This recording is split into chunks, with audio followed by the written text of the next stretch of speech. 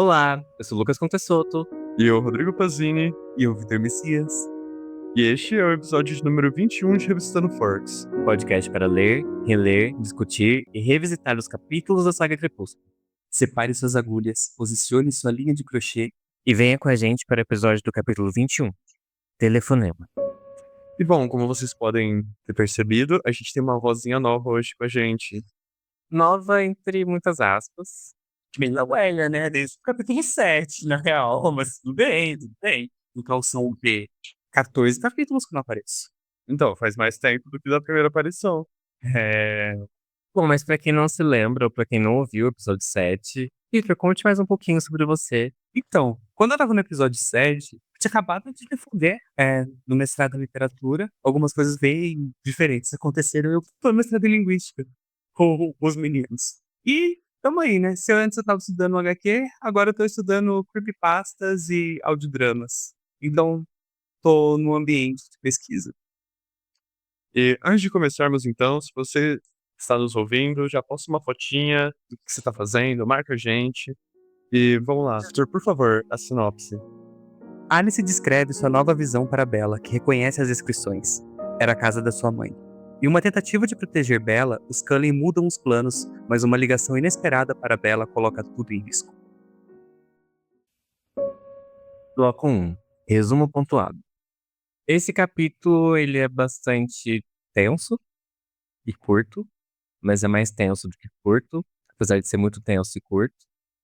Bom, então Bella acorda e ela percebe que seus horários estão trocados e então ela vai para a sala onde está eles e Jessica. Quando ela chega na sala, eles estão cochichando, inclusive ela vai pra lá por causa dos cochichos deles. Parece que eles estão cochichando meio pra ela ouvir. Se eles quisessem ser mais discretos, eu acho que eles conseguiriam, assim. Eu acho que eles teriam essa capacidade. Mas aparentemente a Alice teve uma nova visão, que é o Jasper que fala isso, porque a Alice tá desenhando, ela tá super engajada ali. Mas aparentemente essa visão ela foi mais clara que as outras. E a Alice ela consegue descrever o lugar que ela tá vendo. Inclusive, a Bella ainda aponta, fala: Ah, aqui fica um telefone, tal, meio que completando ali a imagem que a Alice estava desenhando. E isso causa uma preocupação nos vampiros. É porque quando falam da sala de vidro do capítulo anterior, ainda tinha uma dúvida, que era muito genérico. A Bella reconhecia, mas é tudo meio padronizado. Aqui ela sabia exatamente onde era o telefone, né? Ela só cola ali do lado da mesa. Ela fala: o telefone fica aqui. E daí, tchan, tchan, tchan. Mas Bella, como você sabe? Essa é a casa da minha mãe. E todo mundo fica chocado. Todo mundo fica preocupado, né? Porque se a Bella conhece, se é a casa da mãe dela, a casa da mãe dela é em Fênix, eles estão em Fênix, ou seja, o perigo está do ladinho. Tanto que a Alice já levanta, a Bella mal vê, ela já tá ligando fundo, né? Pra ir moldando os planos. Ela vai escrevendo a Alice, como eu falo, muito rápido, ela só consegue ver a movimentação da boca da Alice, tipo, muito rápido. Então os planos mudam. O resto da família Cullen, que estão fortes, vão brigar o avião e a da Fênix. E quando eles se encontrarem, a Bella vai sair junto com o Edward e eles vão resolvendo o que eles vão fazer, quais vão ser os próximos passos, né? Até então, o plano deles é se encontrarem e que o Edward e a Bella vão sair juntos dali. E o Jasper e a Alice vão ficar lá. Pra proteger a mãe da Bella, caso a mãe dela volte pra a Fênix atrás da Bella. Só que a Bella tá consternada, né? Porque eles vão sair em risco por conta dela. E o plano ideal pra ela é que ninguém entre em risco por causa dela. Não importa se é vampiro, não importa se é humano. Porque, inclusive, tem um momento que ela tem um ato falho e fala: não é porque vocês não são uma família humana ou algo assim, né? E você fica, Inclusive, o Jasper tenta acalmar a Bella, né? Ele coloca a mão no ombro dela, ela se sente mais confortável, ela se sente mais tranquila. Só que ela já começa a perceber: se eu deixar, vou dormir. E aí ela afasta a mão dele e fala: eu não quero dormir agora. E ela vai pro quarto. E ela fala que ela fica no quarto por umas 3 horas. Meio que quando criança fica muito brava com a mãe e o pai, e bate a porta e fica lá dentro sempre. É exatamente o que ela fez. A Bella falando pro Jasper, me deixa ser triste, me deixa ser triste. E a única coisa que vai trazer algum conforto para ela nesse momento é pensar que ela verá o Edward, né? Conforto esse que já já acaba, né. Não, porque daí, logo em seguida, a Alice chega, só mãe. E daí tudo vai para o escambau. A Alice, quando ela passa o telefone, ela tá meio surpresa. Então a eles, ela passa o telefone meio aturdida, assim, como se tivesse algo estranho que ela não estivesse compreendendo, talvez nas visões dela. E o que a Bella vai ouvir é a voz da mãe dela, e ela comenta que é uma voz familiar, que ela já ouviu aquela frase várias vezes, que de certa maneira trouxe um aconchego, assim, mas ainda era estranho. E aqui a gente tem um foreshadowingzinho que a gente vai descobrir lá pra frente, né. Mas é bem interessante a forma como é descrita, né, com essa voz nostálgica, assim. Ela dá esse tom ao descrever a voz da mãe dela no telefone. Também tem uma preocupação que também vai ser explicada, né, vai ser mostrada mais pra frente, que é quando a Bella tá falando com a mãe dela não interrompe ela. Então a Bella sabe que tem alguma coisa errada, ela não sabe exatamente o que é.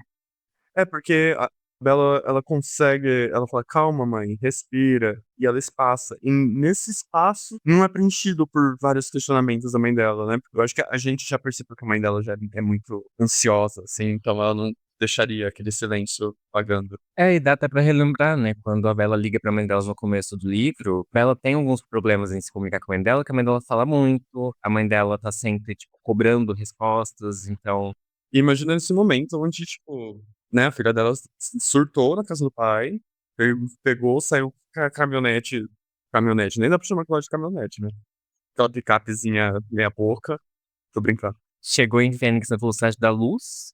Assim que a Bella ouve isso e faz essa descrição, ela é meio que surpreendida. Meio não, ela é surpreendida. Porque um homem começa a falar. Era uma voz desconhecida e inesperada. E ela vai reconhecer essa voz como sendo do James.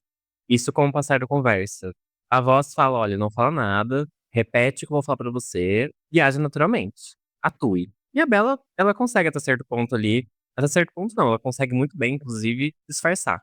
E ele vai perguntar pra ela se ela consegue fugir dos Cullen, se ela consegue ir até a casa da mãe dela sem que eles acompanhem ela. E a Bella tá ali se conformando que ela não tem outra escapatória. Ela tem que fazer o que ele tá mandando, porque ela já estava se sentindo culpada ali, né, de colocar eles em risco.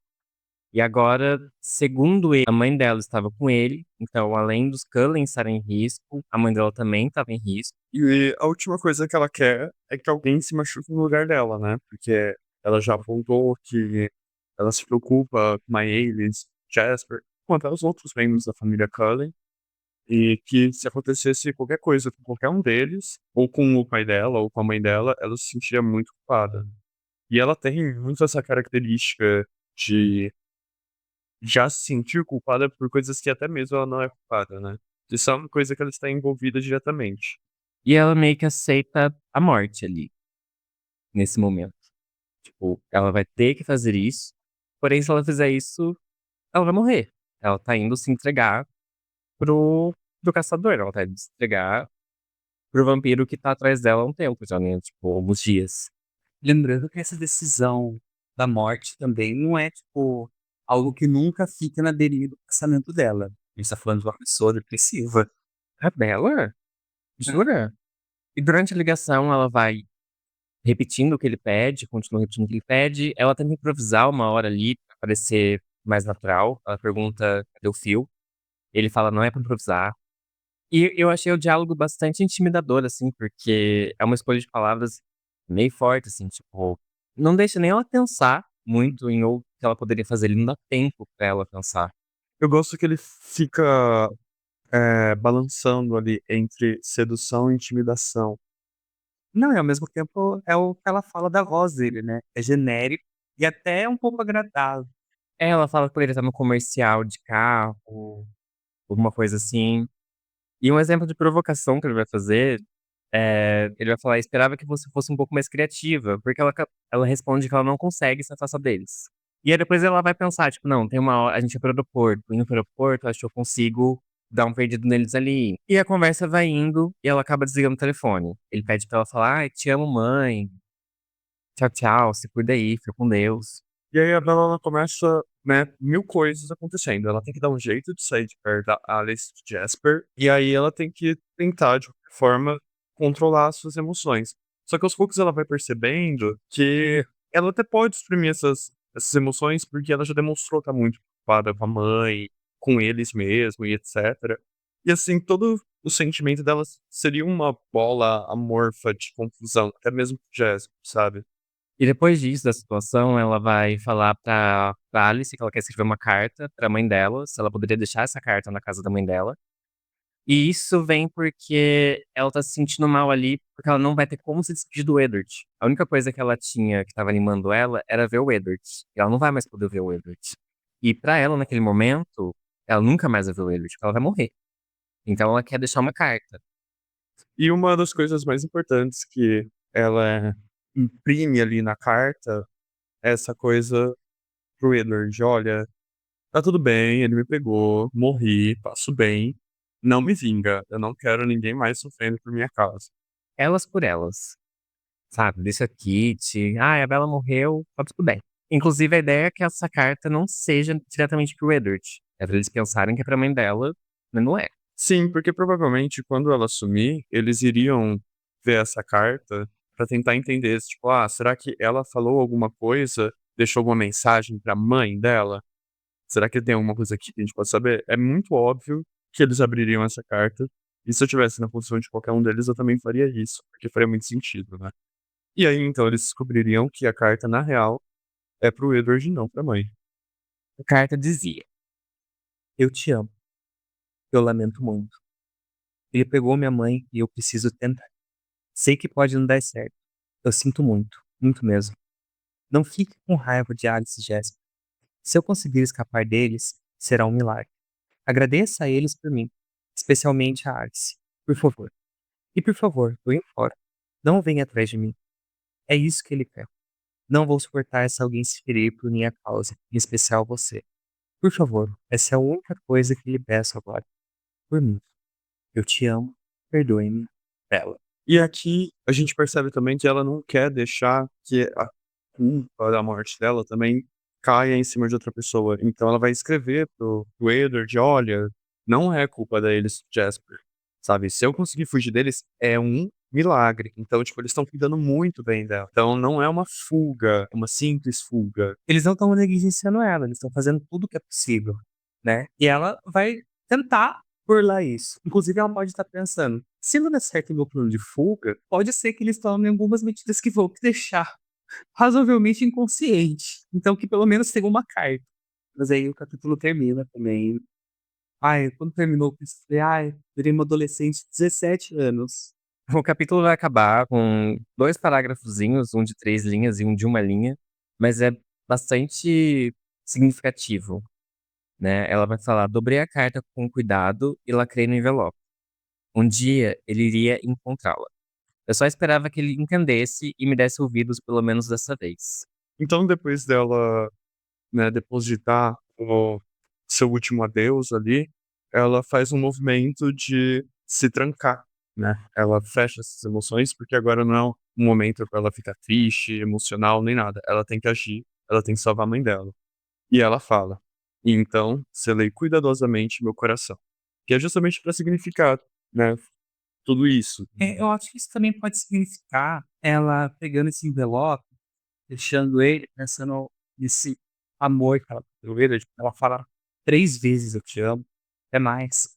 Então ela vai fazendo um último gesto de carinho, né. E ela entende isso sendo um último gesto de carinho que ela vai ter com o Edward. Sim, é a última partida do coração dela postas numa palavra ali. É bem melodramático, É super poético. é super dramático, é muito bom, é maravilhoso. É porque ela tá caminhando pra morte, né? Ponto.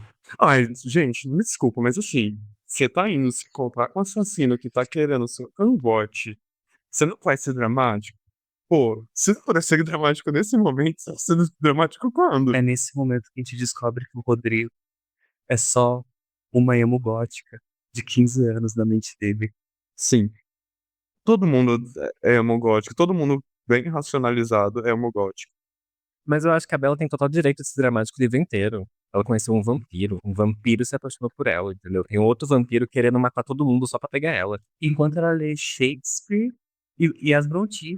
Ela realmente não é igual às outras garotas. entendeu? 29. Nessa cidade chove sempre. Não tem como ser de outra forma. Bom, e o que vocês acharam desse capítulo? Gostei, ele é um capítulo curto. Pra mim faz super sentido a separação. Como eu já tinha falado no anterior, eu acho que ali ele vai criar esse ambiente mais claustrofóbico, ela lidando com a falta de informação. Enquanto nesse, a gente já vai passar por uma pegada que é mais suspense, desenvolvimento de ação mesmo dela ter de tomar uma ação e ela já tá até se preparando para lidar com as consequências disso. Eu acho bem legal. Eu acho bom como a autora ela consegue colocar várias nuances em uma quantidade limitada de páginas e deixar esse conteúdo de uma forma fluida. Eu gosto bastante porque, até aqui, mais ou menos, a Bella é a personagem que menos tem informação das coisas. Tá sempre se questionando se ela sabe de tudo, se eles estão contando tudo pra ela, e agora é ela que mais tem informação. Ela sabe mais do que todo mundo ali. Porém, ela tem que se esconder. Não pode compartilhar isso. Mas eu gosto muito desse suspense que vai se criando ali. Gosto muito da ligação. O telefonema pra mim é muito bem construído. A gente consegue entender como ela tá nervosa, como ela tá se sentindo aflita. Ela não tem o que fazer. Ela só pode fazer o que ele pediu e ela não tem como correr disso, como mandar um sinal ou de alguma maneira. Tem a carta, jogada de gênio.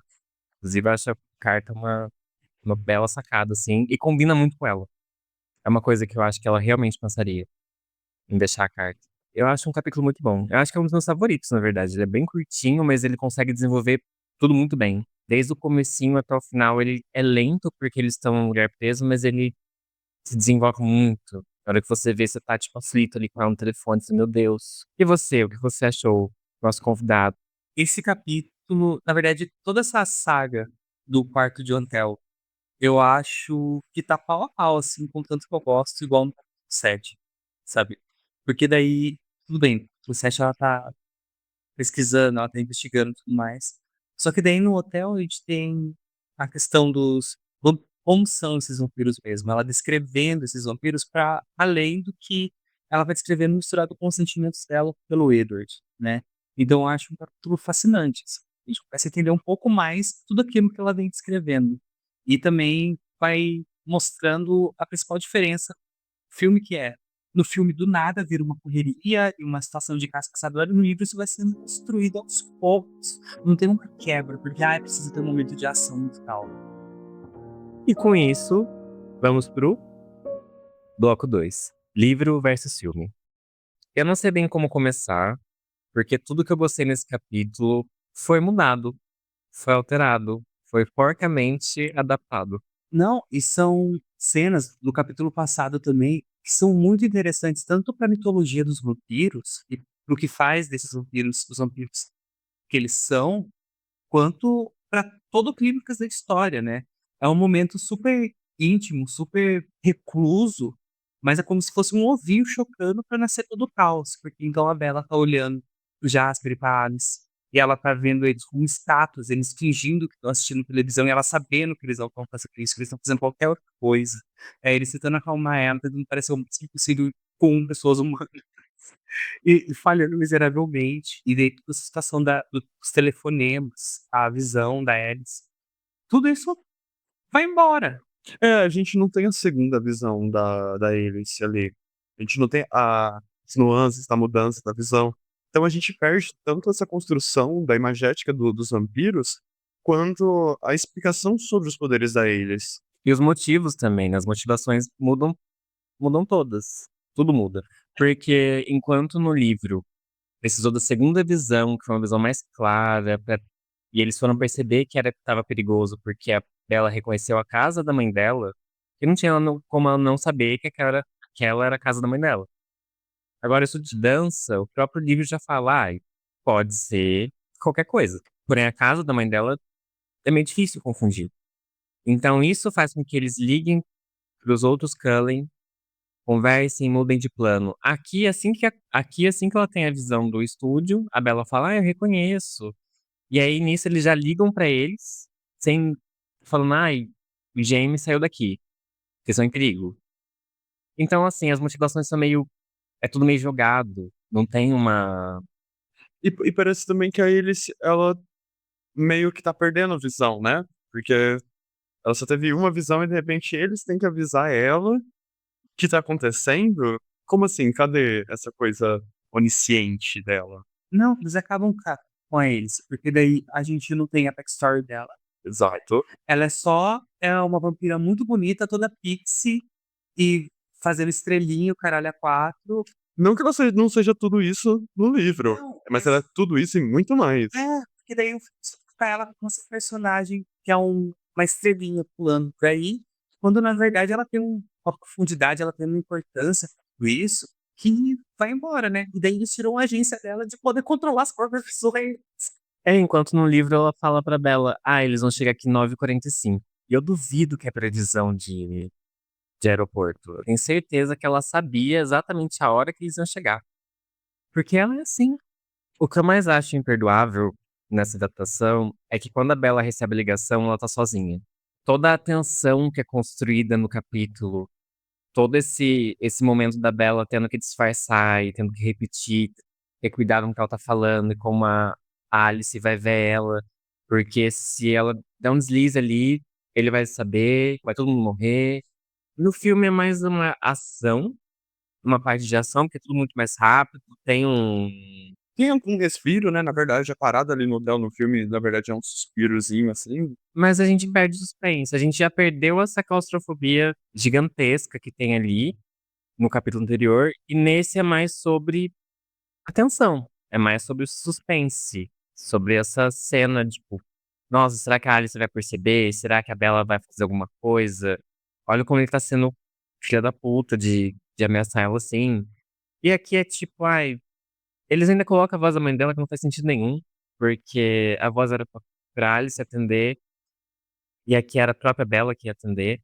A gente também não vai ter a Alice ligando pra eles pra ver o que tá acontecendo, eles que ligam, isso também corta bastante coisa. E a Bella, ela vai combinar diretamente com ele onde se encontrar. Porque no livro ele fala, vai pra casa da sua mãe, lá vai ter mensagem pra você, vai ter o que você fazer, e aí você vai pra outro lugar. Aqui ela já sabe onde ela tem que ir direto. Mas em um resumo bem resumido, o filme ele mudou totalmente a dinâmica dessa cena, dessa parte. Deixou ela diluída, sem graça. Não é sem graça, que se você ver só o filme, ok, não é horrível. Também não é bem construído. Mas matou a agência das personagens. Sim, a relação deles ali, pra mim eles realmente mataram todo o suspense que poderia ter ali, porque a gente lê o capítulo, é um capítulo curto, mas essa parte ela pesa muito, porque ele realmente entra na cabeça dela, ele realmente faz a tom do capítulo mudar. E no filme, tipo, ele ligou pra ela, ameaçou, ela falou, tá bom, foi. Outra coisa, se a gente tá lendo o livro pela primeira vez e a gente não se prendeu ao sumário, quando a gente tá lendo essa parte, a gente não sabe quando que vai acabar, né? Então você fica assim, caralho, até quando vai se estender isso que tá acontecendo.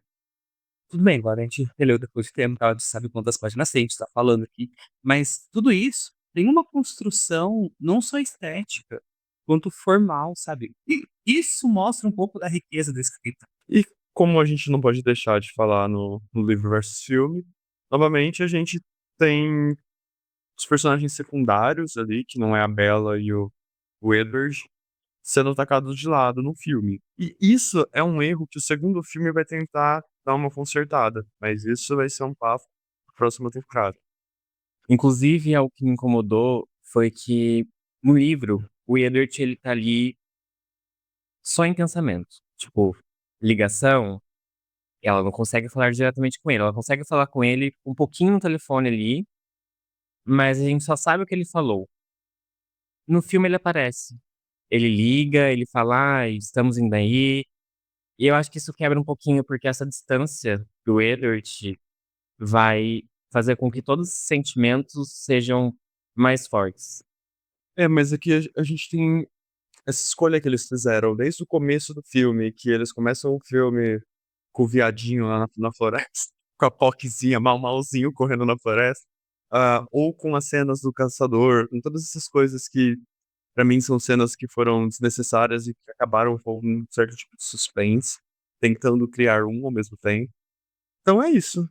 É tipo, eu acho que essa escolha deles tem colocarem mais informação do que a própria Bella tem. Tirar um pouco essa coisa do ponto de vista da personagem. Não, e daí o Edward então toma ação. Então tira a agência da Alice, tira a agência da Bella, e o personagem que vai ter isso é o figurino masculino. E daí a gente fica pensando, né? Faria o filme diretora mulher? O que tá acontecendo? Ai, me foi uma coisa totalmente foda. É que envolve a Kristen Stewart, que ela falou que quando você tem um filme de uma produtora grande, um filme com orçamento, são muitas e muitas pessoas, e aí cada um dando pitaco em uma parte que sabe, e no fim vira uma coisa sem alma nenhuma. Vira uma coisa meio perdida. E eu acho que o filme do Crepúsculo talvez tenha passado um pouco por isso. Talvez a diretora não tivesse tanta voz quanto ela gostaria. Porque ela era uma diretora iniciante, e daí esse projeto milionário, com uma perspectiva de retorno financeiro gigantesca, ela ficou atada, né? Nossa, imagina a tortura dela pra fazer isso.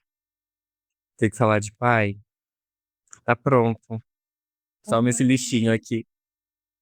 Bom, comenta com a gente, mandem mensagem falando se vocês concordam com essa parte do livro, o que vocês acham dessa parte da adaptação, se vocês são loucos o suficiente para preferir o filme, ou se vocês têm bom senso preferem um livro.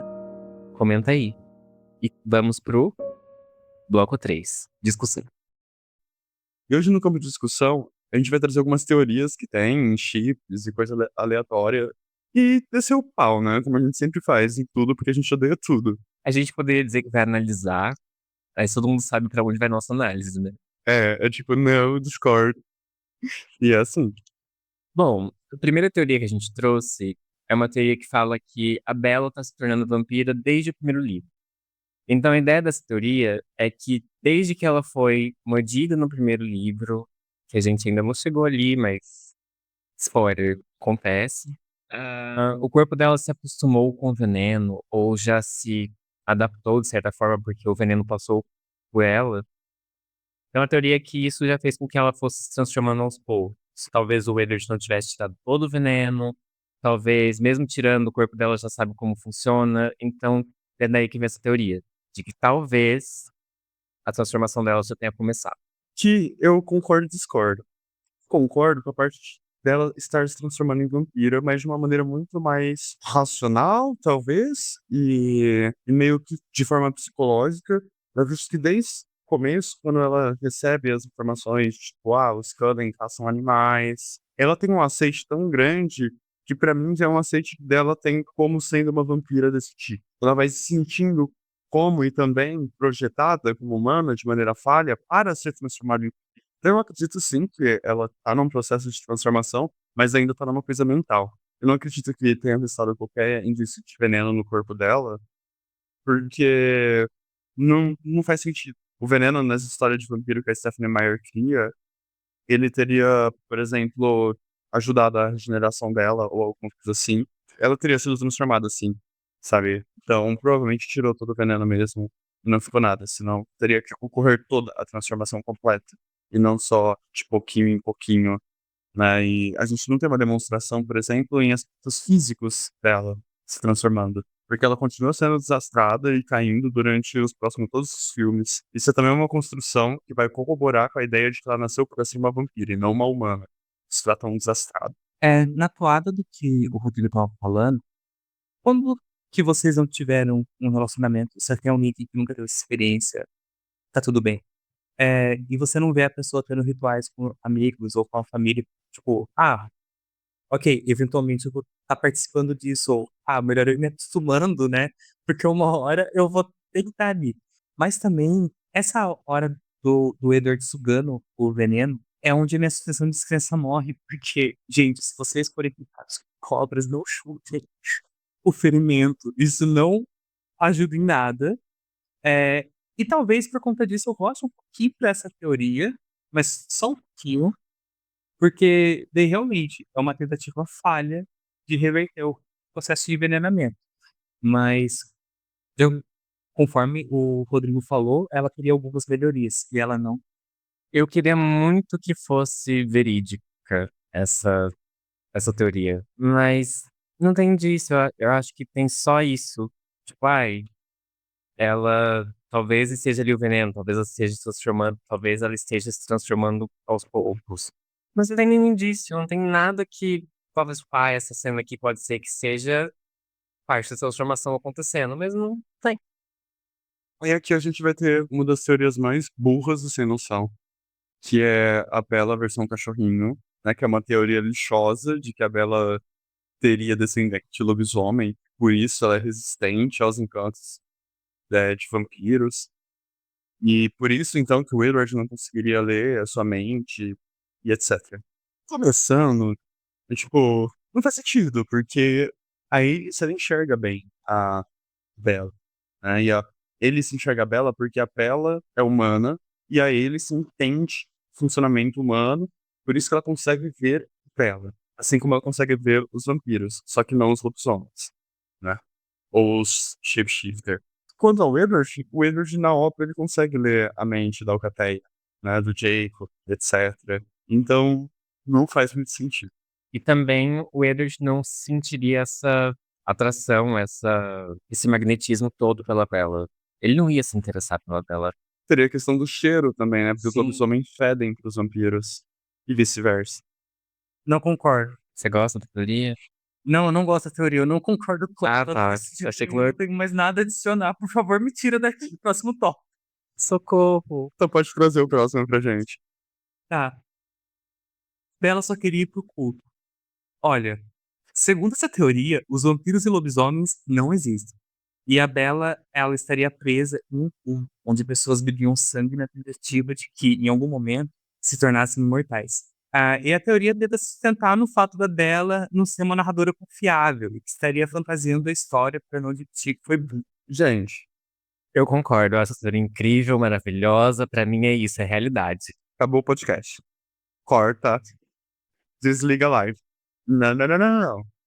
Ah, gente, assim, já pra você criar uma fanfic em cima disso? Não, já fizeram coisa pior. Então, e...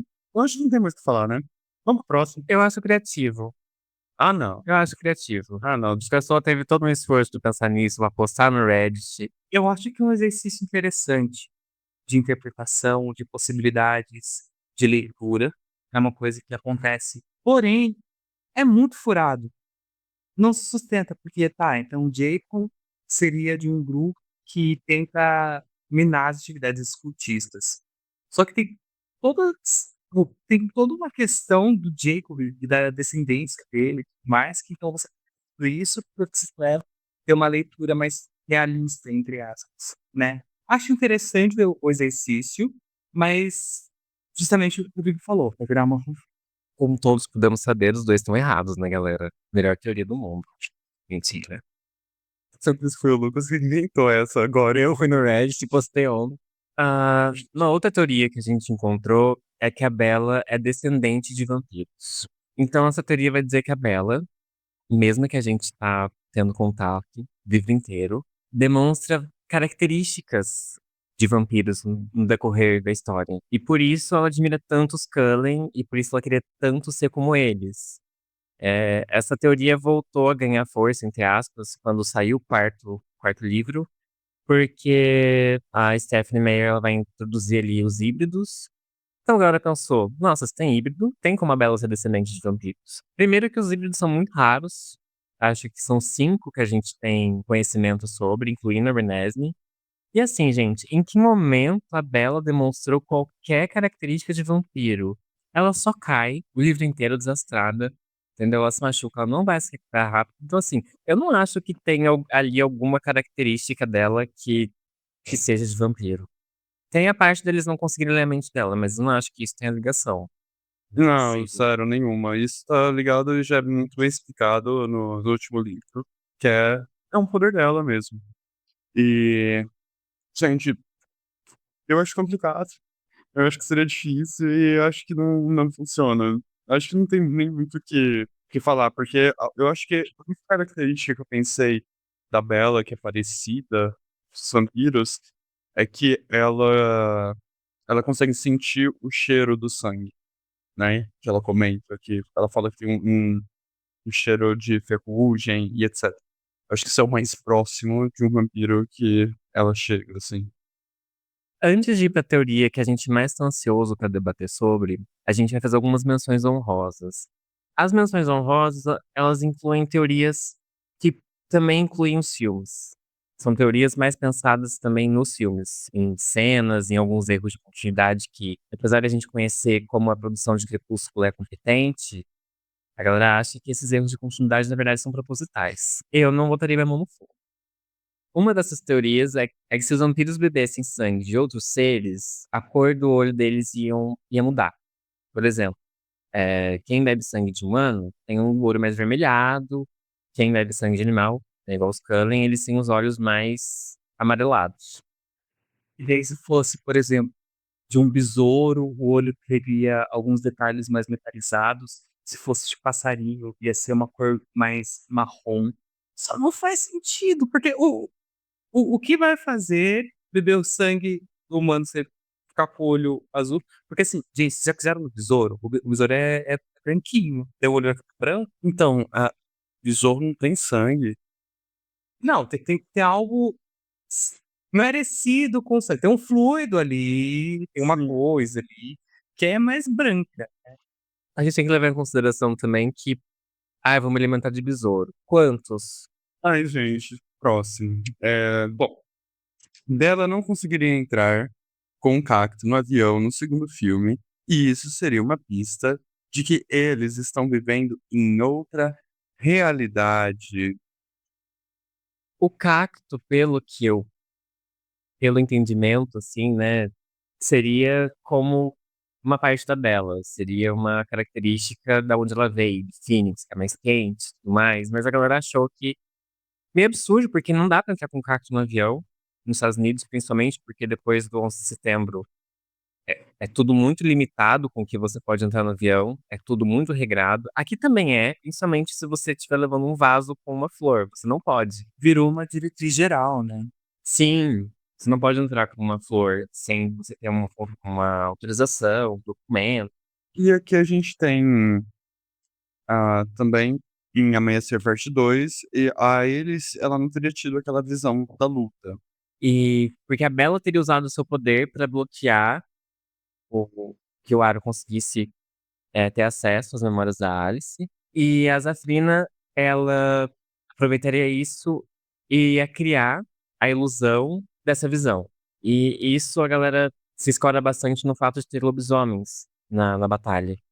E a Alice não conseguiria ter uma visão com os lobisomens ali, pelo menos não tão claro quanto foi. Então, eu acho uma teoria boa, faz sentido, razoável, mas tem alguns detalhes, né? Então, eu não acho que seria muito possível. Se eu não me engano, o que vão descrever sobre o que a Zafrina consegue colocar para as pessoas enxergarem é mais relacionado, tipo, a paisagem, a locais e etc. Ela não consegue ter um nível de detalhamento de qualquer pessoas. Segundo, que é uma ideia até que legal, poderia ter sido construída para o filme, só que teria que ter sido construída, teria que aparecer ela usando isso, e depois, no momento em que o Aro estivesse tocando na mão da eles, poderia ter simplesmente alguns frames de colocando uma câmera em posição de destaque na Zafrina, né? Mostrar como um foreshadowing dela estar usando o poder dela.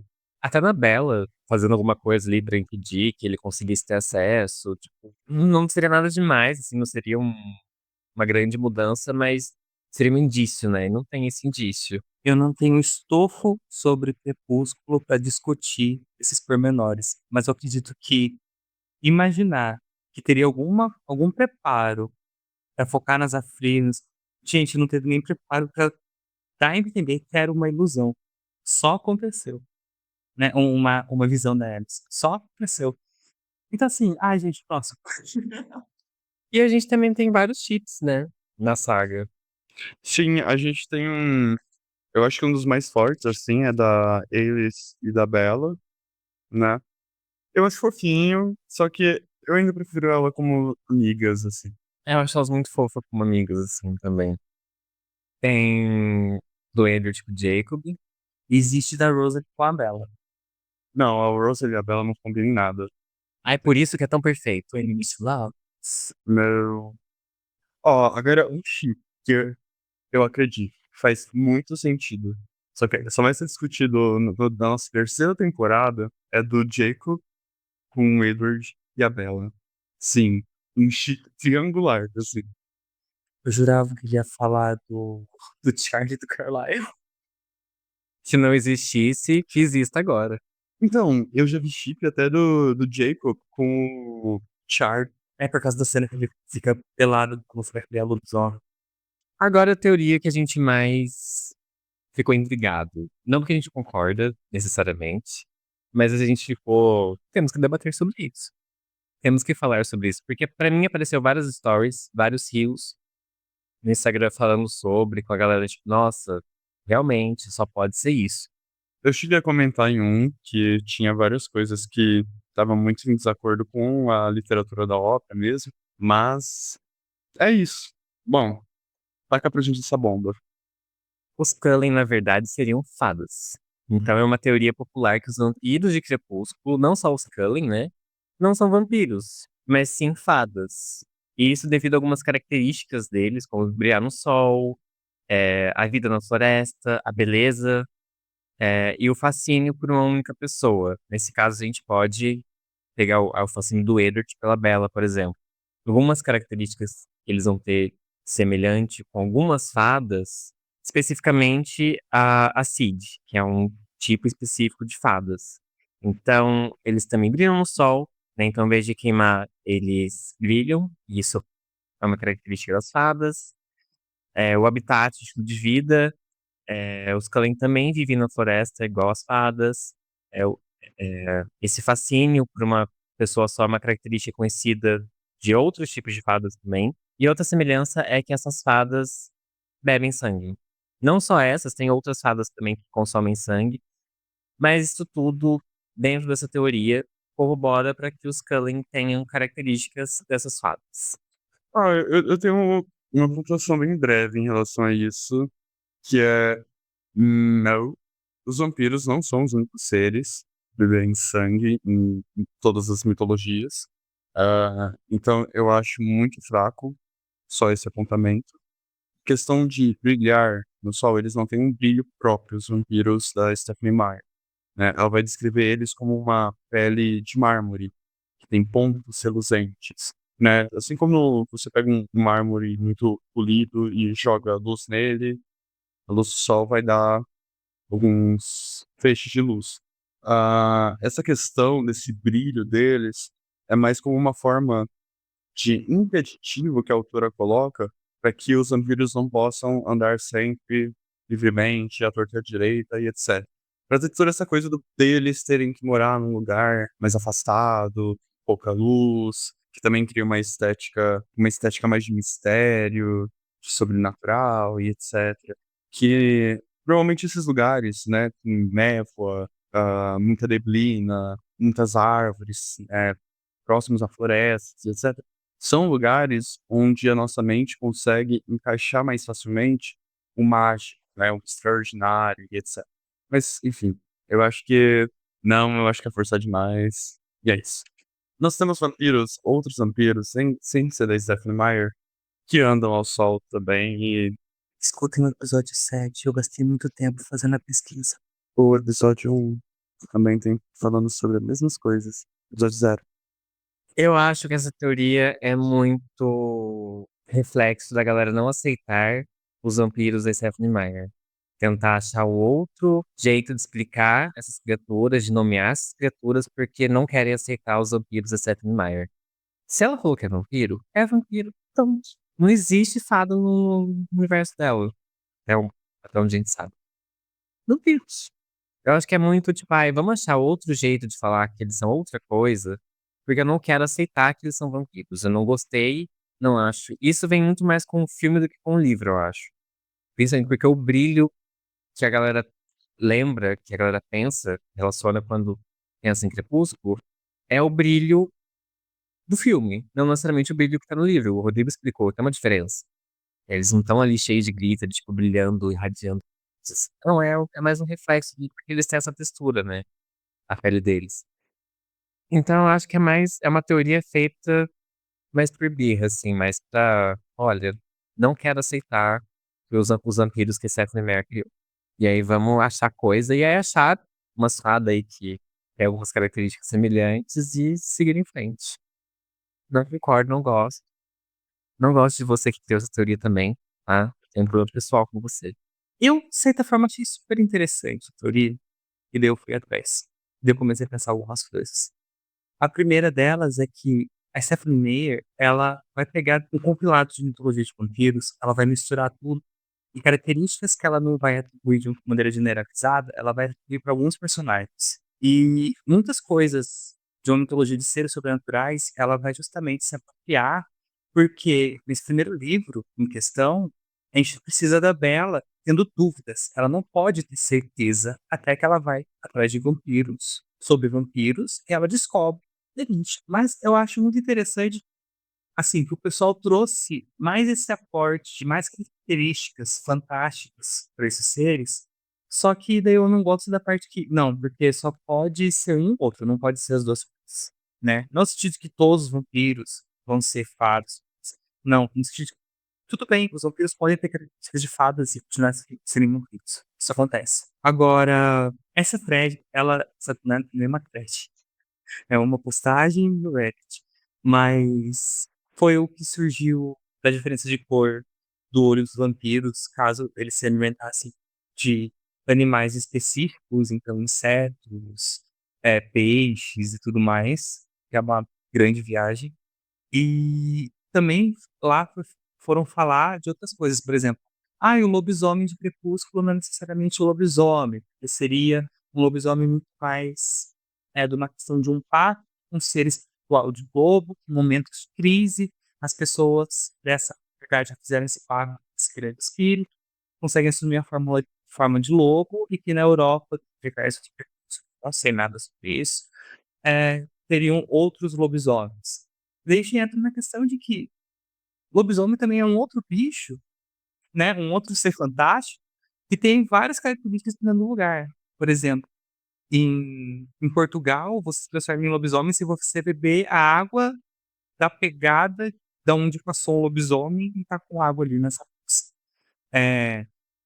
Enfim, a Stephanie Meyer, ela brincou com essas coisas, mas ela partiu de um pressuposto comum. Se tem vampiro, tem lobisomem. Inclusive porque tem uma versão de vampiro que é lobisomem. Os Alcateia, eles não são lobisomens, eles são shapeshifters. É que eu não sabia disso porque eu não cheguei no Lua Nova, né? Nem nos outros livros. Mas que, na verdade, no universo de Crepúsculo, seriam shapeshifters, não seriam lobisomens. Tem essas questões muito específicas. É que é engraçado, entre aspas, que a questão do shapeshifter.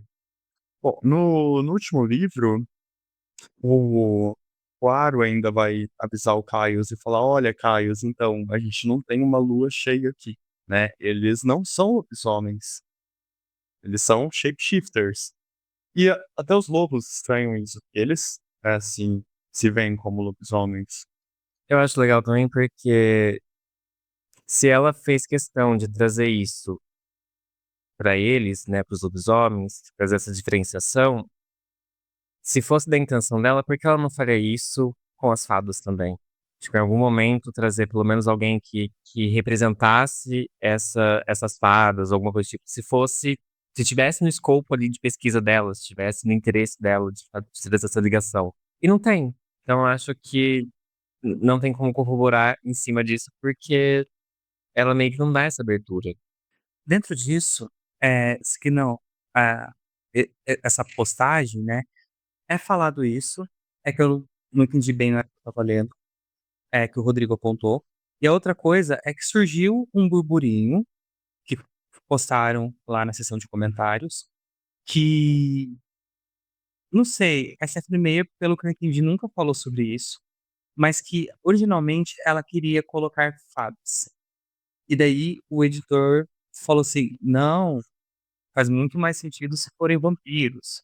Olha, como ela nunca falou nada sobre, e como tem outros elementos na história muito importantes sobre a Bella, sobre a ambientação e tudo que volta para esse clima gótico, lúgubre, a questão da depressão dela e como isso faz com que ela sinta uma sintonia com a melancolia dos vampiros, eu tendo a não acreditar. Porque, assim, dentro de toda a documentação que tem sobre a escrita dessa narrativa, pelo que eu vi, né, eu tô tendo acesso antecipado aí à dissertação da Julia Lumini, e ela tá trazendo bastante essas coisas, não tem nada sobre.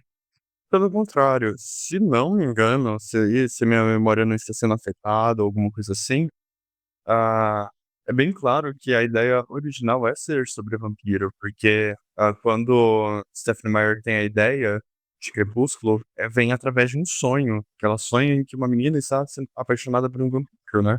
Tanto que acho que é o 9º capítulo que ela vai escrever, é o 10º, se não me engano, que é o primeiro capítulo que ela escreve, que é baseado justamente nesse sonho que ela teve. Então, eu acho que fica muito fora mesmo. Ela repetiu várias vezes isso. Ela falou várias vezes do sonho, que era um vampiro, que ela queria explorar isso. E tinha um ponto que eu esqueci, que eu não vou lembrar agora. Tipo, as fadas, elas transformam outras pessoas em fadas? Tem essa questão também? Tipo, porque tem toda a questão da transformação, do veneno, tem outros elementos, não são só as características físicas que a gente olha e fala: "Ai, parece uma fada". Foda-se, meu anjo, não é. É isso, caso encerrado, né? Eles são vampiros, fadas, lixo. É isso. Não, tô brincando. Se alguém quiser escrever sobre fadas, ótimo. Mas você está escrevendo sobre fadas, e as suas fadas são fadas, não estão mudando as suas fadas pra falar outra coisa. E outra, se você colocar suas fadas ali bebendo sangue e etc., não quer dizer que elas são vampiros. A lição que tem disso se você identificar mais características folclóricas nos seres que aparecem no Crepúsculo, não tente achar que isso exclui tudo que foi construído em cima. Isso soma. E as pessoas precisam aprender a trabalhar não com um ou é outro, precisa trabalhar com um também. O nome disso é pesquisa. Campo semântico também serviria, assim. Bom, galera, a gente espera que vocês tenham gostado da discussão, que vocês tenham aprendido bastante, se revoltado tanto quanto a gente. Ou não, né? Às vezes vocês gostaram de alguma teoria. Comenta com a gente, compartilha com a gente se vocês concordam com alguma, se vocês conhecem alguma outra, se vocês também acharam absurdo alguma delas. E E não esqueça, novos episódios todas as terças-feiras e no próximo iremos revisitar o capítulo 22, Esconde-Esconde. E antes da gente finalizar, eu gostaria de agradecer a presença do Victor por ele ter aceito o convite. também queria agradecer a presença do Vitor, os comentários. Sempre muito bom ter alguém que realmente faz a pesquisa e vai lá no Reddit, fica por horas no Reddit vendo teorias. Muito obrigado, gente, mais uma vez. É sempre bom passar horas na frente do computador pesquisando algo que talvez eu devesse pesquisar com menos afinco. E é isso, assim, né? E vamos lá. E deixa nos comentários aí se vocês querem que o Victor volte ou não. E foi assim que eu fui expulso. Victor, não vale você comentar dizendo que quer voltar. Sai do fake. Bom, e para você não perder os próximos episódios e apoiar a gente, nos dê um like antes de fugir da família do seu namorado. E siga nosso podcast nas plataformas de áudio digital, YouTube, Instagram, entre outros, @Revisitando Forks. E se puder nos apoiar financeiramente, temos nosso Catarse. Estamos também com o e-mail revisondoforks@gmail.com para vocês nos contarem o que acharam desse episódio, se vocês atuariam tão bem quanto a Bella, recebendo a ligação ou não. Os endereços estão disponíveis na descrição e nos ajude enviando nosso podcast para aquela pessoa que ama ou odeia Crepúsculo. E contar sobre o nosso podcast para ajudar a crescer nossa comunidade de gente que adora ler e discutir sobre livros. Esperamos que tenham gostado do episódio e até semana que vem. Tchau. Tchau! Tchau, tchau. Créditos. Apresentação, roteiro, edição e revisão por Rodrigo Pazini, Lucas Contasoto e Victor Messias. Arte, Wiro Pazini. Que reconhece as inscrições. Mano, Mas de ânimo. Foi uma vez eu leio. Calma. Não brigue. Gente, eu tenho que me tirar daqui. Papai e mamãe estão brigando.